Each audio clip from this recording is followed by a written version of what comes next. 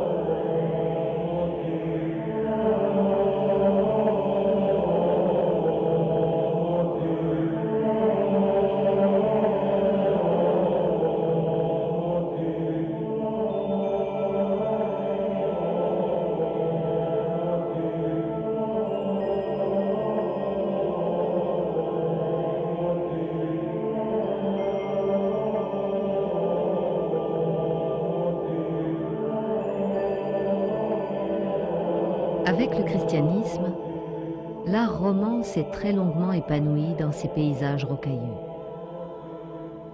Il a semé des églises de pierre blonde, des édifices religieux au volume simple et au plan rigoureux. Les grottes sont habitées par les fées avant de l'être par les saints et les vierges. Les pèlerinages aux ermitages et aux chapelles sont nombreux. Empreintes de robustesse, les nativités en ce temps-là sont graves et presque inhumaines. Leur représentation était destinée à l'enseignement. L'art dans la pierre devait impressionner. Les plus anciennes nativités en Provence datent du IVe siècle.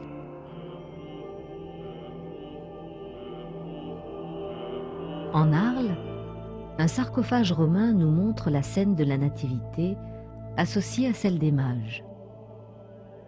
L'introduction des nobles rois mages dans la scène de la crèche signifie l'allégeance des puissants. Si le Christ était adoré par eux, c'est bien qu'il était né Dieu, et pas simplement homme. Au début du christianisme, leur nombre de 3 n'est pas encore bien défini. Issu de la tradition orientale des mages perses, c'est un moine mérovingien qui, au 8e siècle, leur donne pour la première fois le titre de roi. Le 12e siècle précise leurs traits et leurs offrandes. Gaspard représente la jeunesse et les races africaines. Balthazar symbolise l'âge mûr et les races sémites. Melchior, vieillard barbu aux cheveux blancs, évoque l'ensemble des races blanches. Leurs offrandes sont depuis longtemps porteuses d'une symbolique. La myrrhe précieuse en pharmacopée est offerte à l'homme, l'or au roi et l'encens aux dieux. Les mages, avec leurs légendes et leurs fêtes, demeurent un élément indispensable à toute évocation populaire de la naissance de Jésus.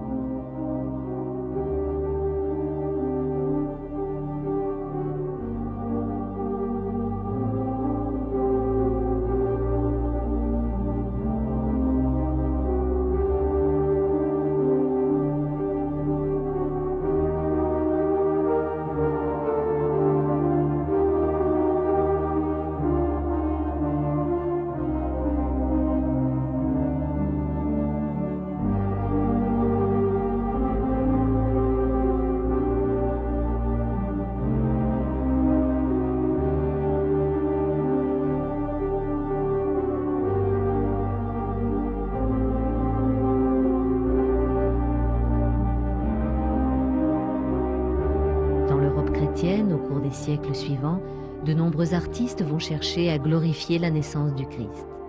La plupart des peintres des XVe et XVIe siècles, comme Luigny, Lafosse ou Lebrun, se sont attachés à représenter l'adoration des bergers. D'autres, comme Rubens, mettent en scène la vénération des mages. L'histoire des mages devient un thème richement exploité par les artistes. L'ancien maître, dit de Saint-Sébastien, montre l'enfant Jésus uniquement entre Joseph et Marie.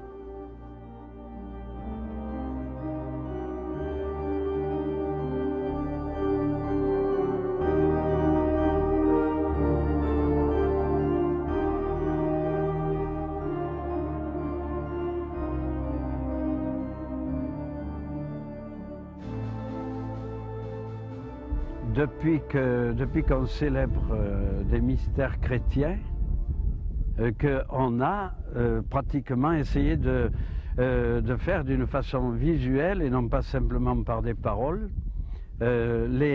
l'évocation des épisodes de la vie de Jésus.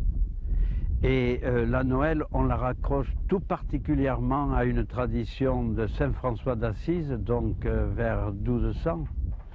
À cette époque-là, François d'Assise est célèbre parce qu'il avait fait en nature, dans une grotte, il avait reproduit les personnages de la crèche pour se mettre un peu plus dans la réalité de cet événement de l'histoire. Et on dit que la crèche est pratiquement née de cet épisode de la vie de Saint François d'Assise.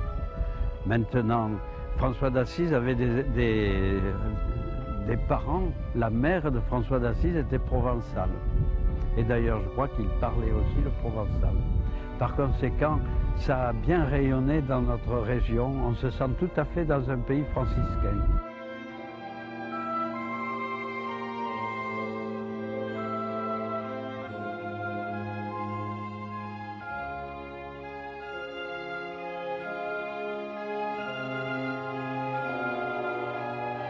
Les premières vraies crèches d'église, regroupant les témoins de la naissance du Christ sous forme de statues indépendantes, n'apparaissent de façon coutumière qu'au XVIe siècle grâce au Concile de Trente, qui a entraîné un renouveau particulièrement solide des actes religieux. Les crèches apparaissent systématiquement dans toutes les églises.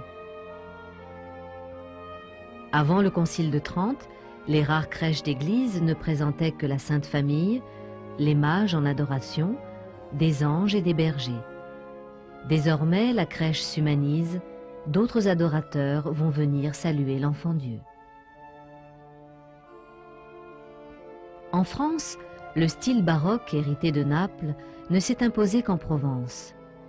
Parmi les plus anciennes crèches, on trouve à Saint-Maximin des personnages en bois doré hauts de 50 cm. Ce sont déjà dans leur essence des santons.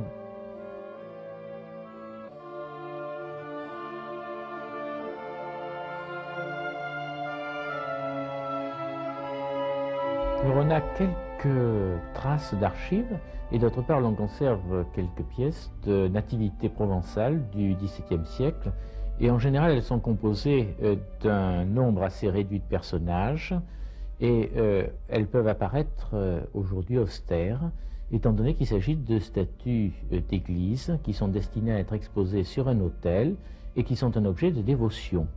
D'autre part, il s'agit à l'époque, au XVIIe siècle, d'une dévotion qui est encore très élitiste, qui n'est pas encore populaire. Ce qui fait donc qu'il y a là une première étape dans la pénétration de la crèche provençale où il s'agit d'un objet extrêmement religieux.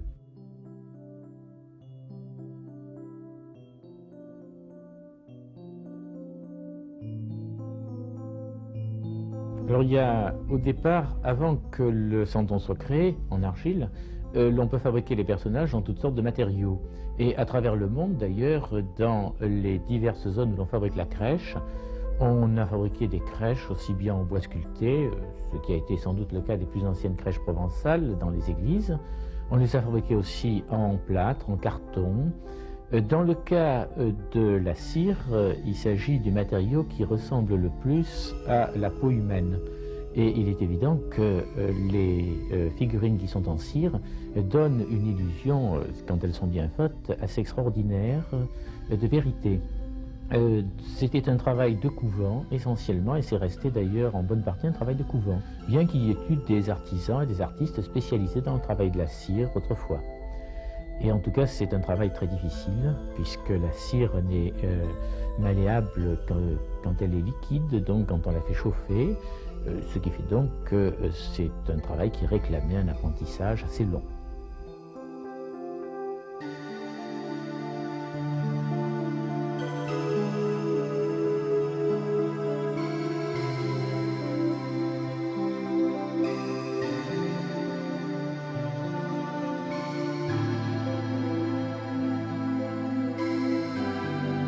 Au XVIIe siècle, le mode le plus répandu est le personnage en simple armature, avec seulement la tête et les extrémités, sculptés en bois ou en cire, en terre cuite ou même en carton-pierre.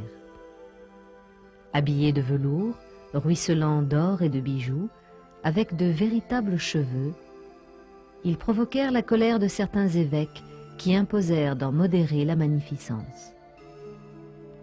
À cette même époque, à côté des crèches d'église, il est de bon ton dans les classes les plus aisées, en Italie comme en France, de posséder une crèche bibelot. Il s'agit en général d'un petit théâtre miniature, fermé d'une vitre, derrière laquelle tout un monde de petits personnages marche vers une crèche décor. Les premières furent sculptées dans le bois, celles en verre filé virent le jour à Venise, les crèches d'Aix sont en verre de Nevers, celles de Marseille, le plus souvent en mie de pain.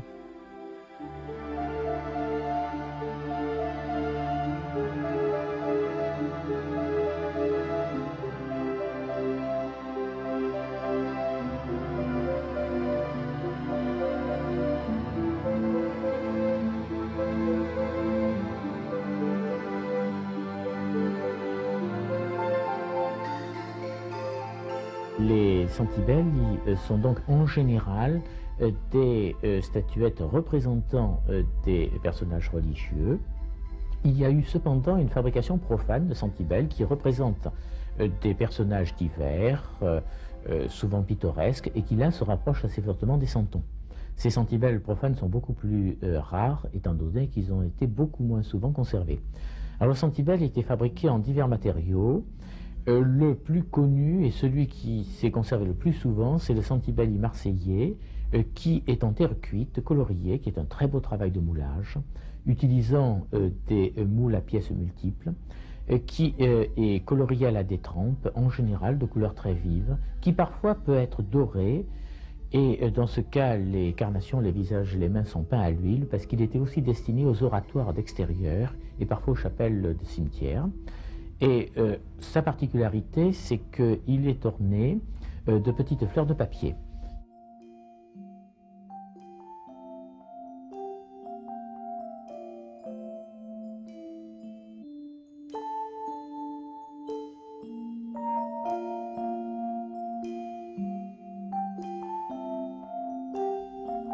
À la fin du XVIIIe siècle, commencent à apparaître dans les crèches familiales marseillaises des figurines hors de la tradition évangélique, mais sans caractère provençal bien accusé. Cette première série de figurants comprenait des bergères, divers porteurs de présents, le chasseur, le pêcheur, le ravi, le capucin et plusieurs types de musiciens.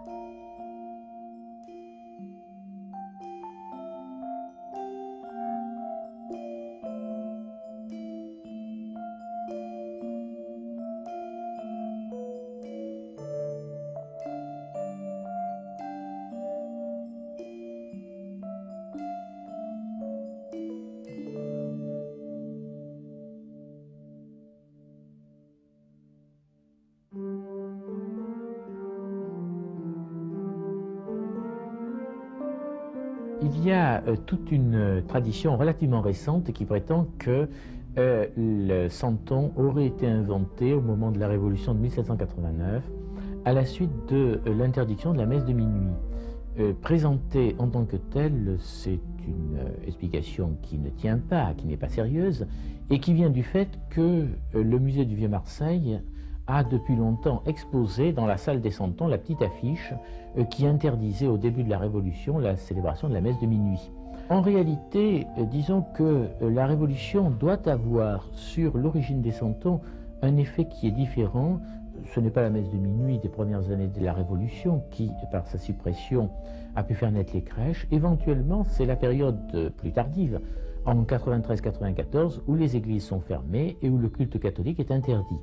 Il est net qu'à travers une large partie de la France se développe à ce moment-là, chez les laïcs, chez les fidèles donc, des initiatives de compensation. Et il est possible effectivement que la crèche fasse partie de ces initiatives de compensation. Autrement dit, que l'on se soit efforcé d'improviser des crèches très simples chez soi à l'occasion de la Noël. C'est simplement une possibilité. Disons plus précisément qu'en fait, le Santon est créé à Marseille à la fin de la Révolution par Jean-Louis Laniel et qu'il a un essor très vif à partir du Concordat, donc dans la première décennie du XIXe siècle, qui correspond, si vous voulez, à un important marché d'articles religieux, la population reconstituant assez vraisemblablement dans ses intérieurs domestiques des symboles religieux qui avaient peut-être été dissimulés ou parfois détruits au moment de la Révolution. Laniel, né sous le règne de Louis XV, semble donc être le premier figuriste marseillais de son état, moulant des santons d'argile crue, dont il a posé les canons techniques et artistiques en fonction des impératifs du matériau et de son moulage. Il en a fixé la typologie par l'observation longue et méticuleuse des rues et des marchés de la ville. Il achève de démocratiser les crèches grâce à une forte baisse du prix de revient du santon. L'utilisation de l'argile à cette époque revient meilleur marché que la mie de pain.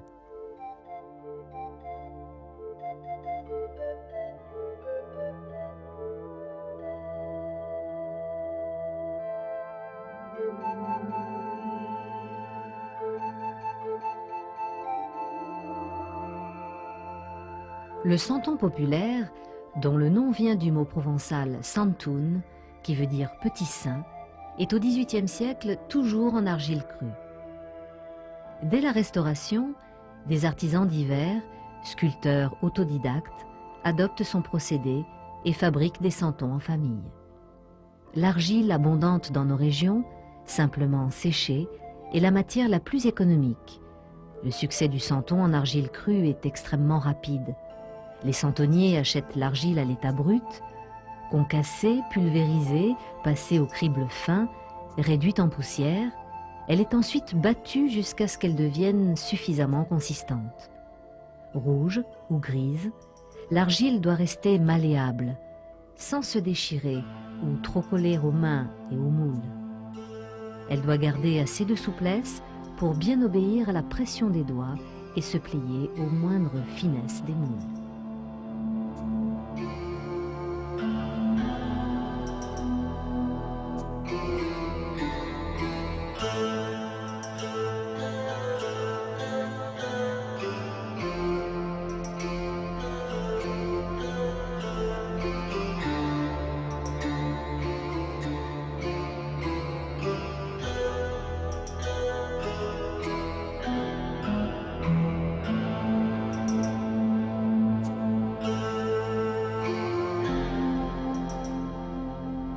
Au XXe siècle, le santon connaît des transformations considérables grâce à deux santonniers qui sont à l'origine du santon contemporain.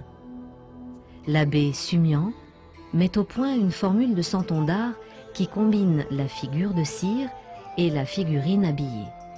Thérèse Neveu impose la terre cuite pour permettre l'expédition.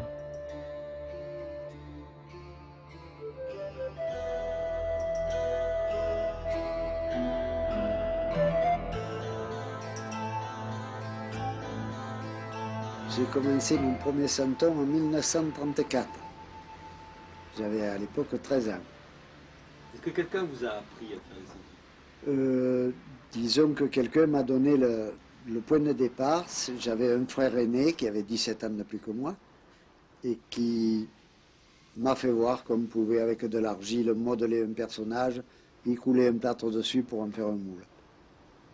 Pour moi, comme j'étais passionné au santon énormément, tout gosse on me faisait la crèche, et ça a été un germe chez moi. J'ai dit bon, pourquoi pas, je ne ferai pas des santons plus tard. Donc j'ai commencé par là. Mon frère m'a aidé, m'a fait aussi quelques sujets. Mon père m'a aidé à les décorer puis j'étais encore très jeune. Et on a fait la première foire au santon à Aix en 1934. Et parti de là, je faisais des santons, disons, à temps perdu, après l'école et surtout après aller travailler. J'ai fait le travail de pépiniériste. Le soir ou le dimanche, je faisais mes santons pour la foire de Noël.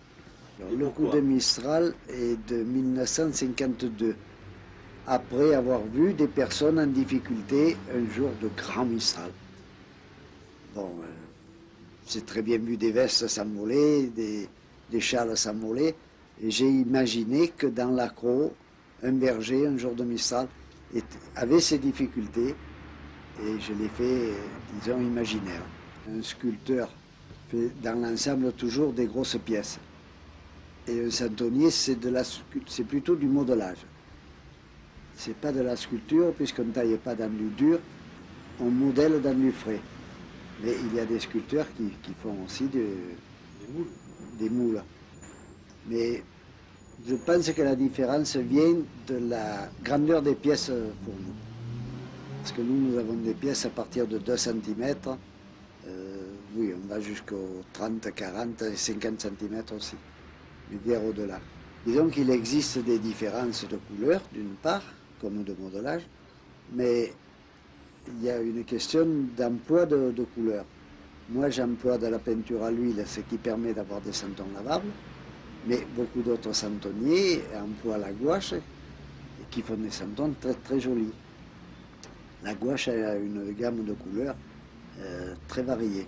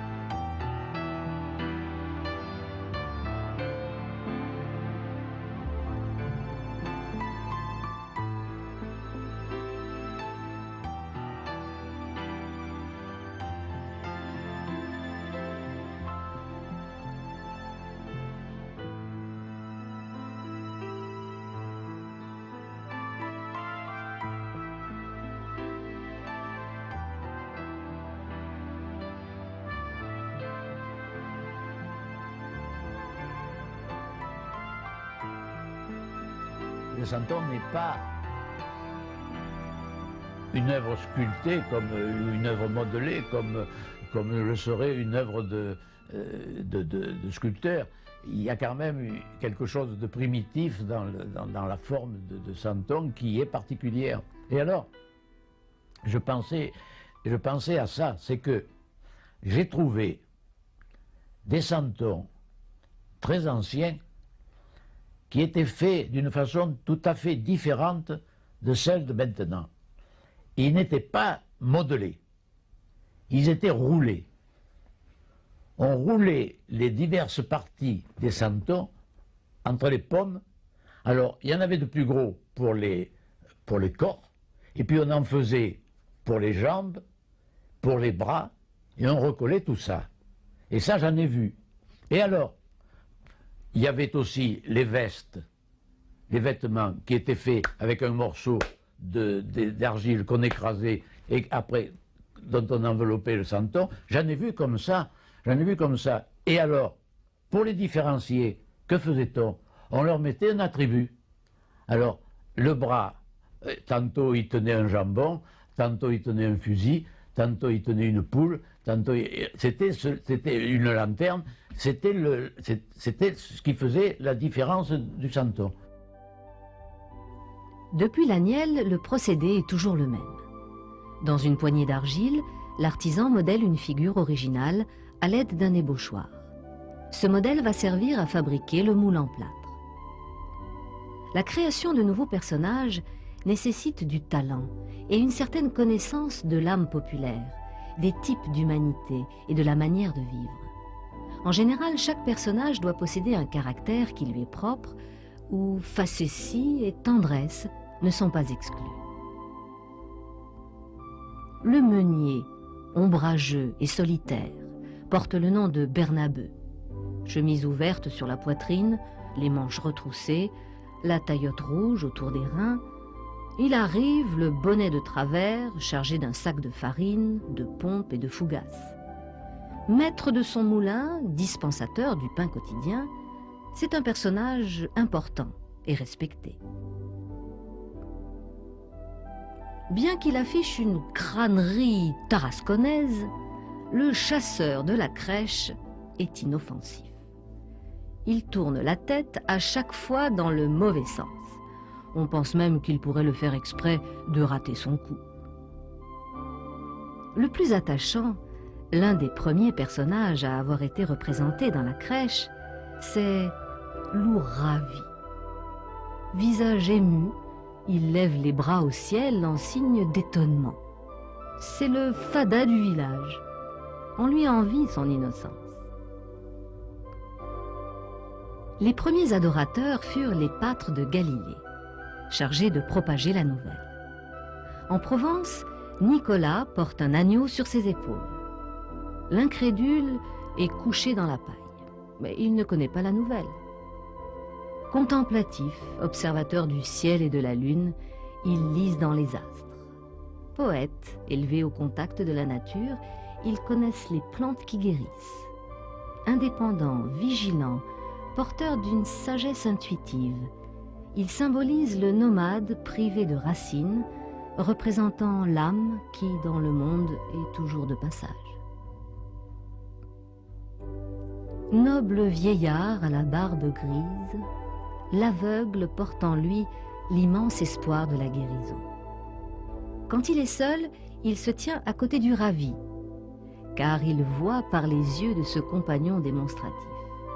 Mais le plus souvent, il s'appuie sur l'épaule juvénile de son petit-fils, qui le guide avec beaucoup de respect.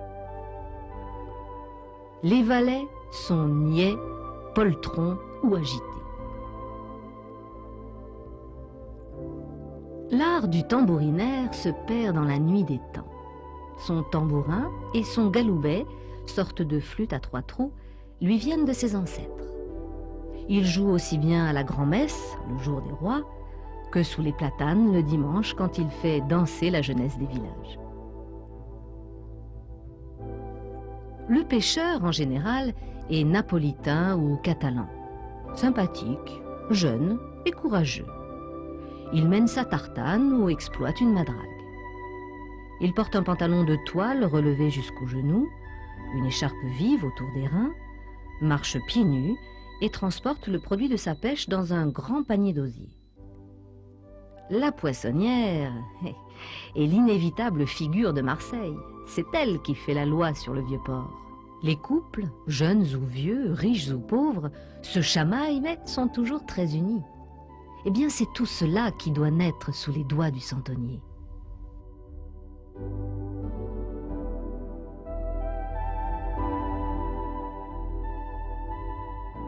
Le pastrage, c'est en fait l'honneur que font les bergers au bon Dieu qui vient de naître. C'est-à-dire, les bergers, ils vont offrir leur plus bel agneau à l'enfant Jésus qui vient de naître le soir de Noël. Et avec eux suivent tous les gens du village qui font soit du nougat, soit du poisson, soit des fruits, n'importe quoi. Voilà. Ça, c'est le pastrage, c'est-à-dire c'est la procession des présents qu'on fait le soir de Noël au bon Dieu.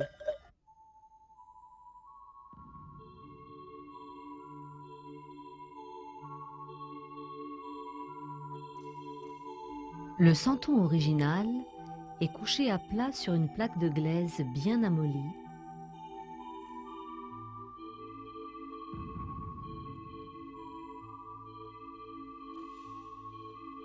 dans laquelle on l'enfonce de la moitié de son épaisseur.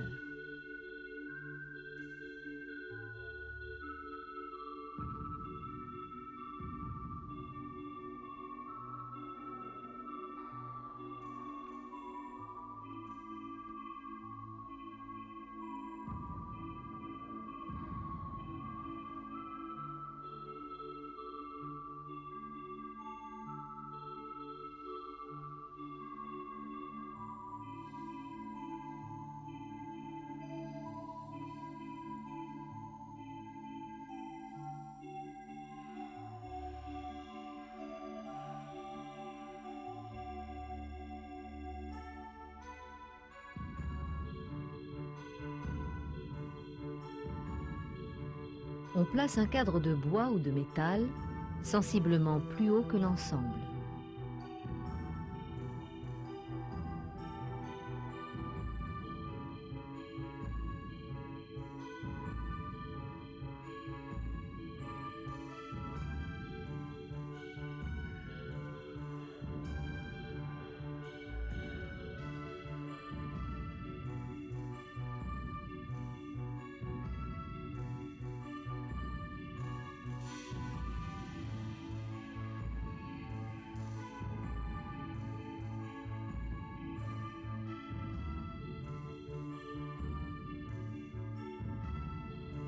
Dans ce cadre, on verse du plâtre liquide.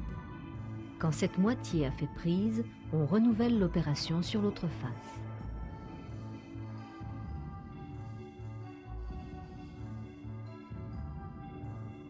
Autrefois, les santonniers employaient le plâtre blanc de Roquevert à Marseille ou celui du quartier de Sélonie à Aix. Actuellement, on utilise celui de Paris, très renommé pour sa grande finesse. Le premier moule, appelé moule-mère, est conservé pour servir à la fois d'original et de base pour la fabrication d'autres moules. Ensuite, il suffit de presser un peu d'argile avec les deux parties de ce moule pour faire naître le santon. La plupart de ces derniers sont d'une seule masse et se moulent en une seule fois. Cependant, les bras à large mouvement, trop détachés du corps, les chapeaux à grandes ailes, les accessoires formant saillie, nécessitent un moulage à part et forment des pièces que l'on rapporte et colle avec de la barbotine, c'est-à-dire de l'argile très diluée. Je trouvais en Provence une atmosphère pastorale qui rappelait un peu celle d'Israël, celle de la Palestine finalement. Il y avait une atmosphère qui prédisposait à ces promenades nocturnes vers des églises. Perthuis a très bien représenté ces choses-là, ces fêtes vraiment populaires, tout ça. Et finalement, la pastorale, qu'est-ce que c'est? C'est aussi l'histoire des gens qui vont à la crèche et à qui il arrive toutes sortes de malheurs, mais enfin, c'est toujours la promenade, c'est toujours la promenade, l'aventure vers la crèche. C'est une chose, je crois, qui est ancrée dans la poésie de la poésie populaire provençale. Et encore une fois, ça, c'est une chose une idée à laquelle je tiens beaucoup, c'est que le Félibrige a apporté beaucoup à la cause du provençal, mais la tradition, par exemple, de la pastorale, ne doit rien au Félibrige. Quand vous pensez que l'an passé, dans un pays comme Gordes, on a pu faire 8 jours de pastorale différentes, et le Félibrige n'y est pour rien. Ce sont des troupes locales qui, pour Noël, se transforment en comédiens. Mais arriver à en avoir 8 dans la semaine, je trouve ça assez extraordinaire. Et encore une fois, c'est une tradition qui s'est gardée, qui est populaire.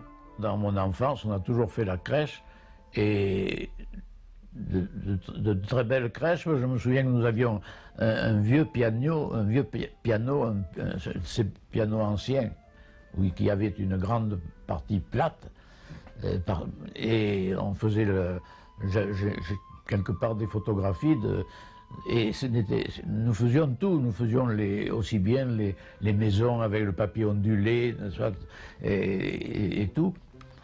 Et puis nous avions beaucoup de santons aussi.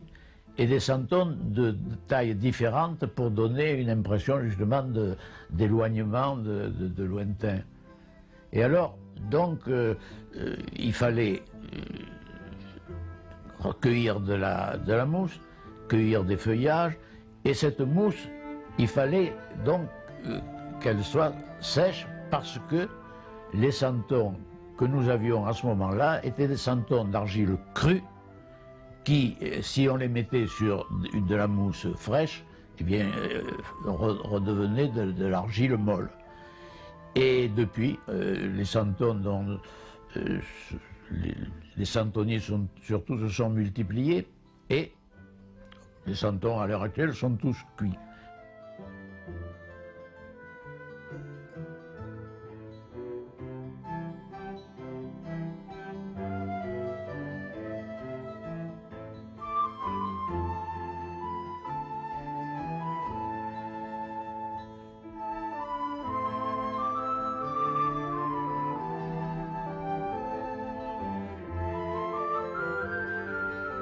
De nos jours, le santon est cuit à une température d'environ 950 degrés.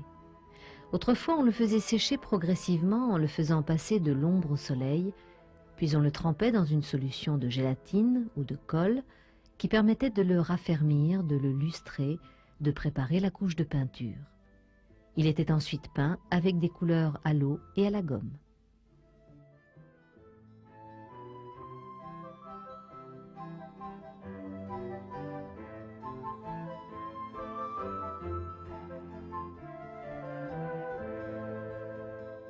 Le dimanche avant Noël, on part, comme tous les Provençaux. D'abord le dimanche avant Noël, si vous filmez dans les collines, je vous dis rien, le monde qu'il y a qui vient ramasser la mousse.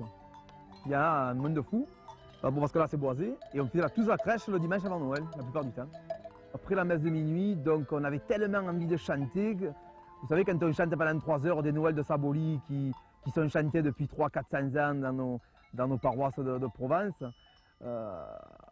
on n'a pas envie que ça finisse ce soir de Noël. Alors, après la messe de minuit, on s'était retrouvés sur la place là, de l'église, on s'est tous regardés et on a voulu continuer. Alors on est monté à la crèche du Vieux Bassin, vous savez que c'est une crèche animée, lumière noire, c'est un truc extraordinaire, mais qui n'est pas la crèche paroissiale.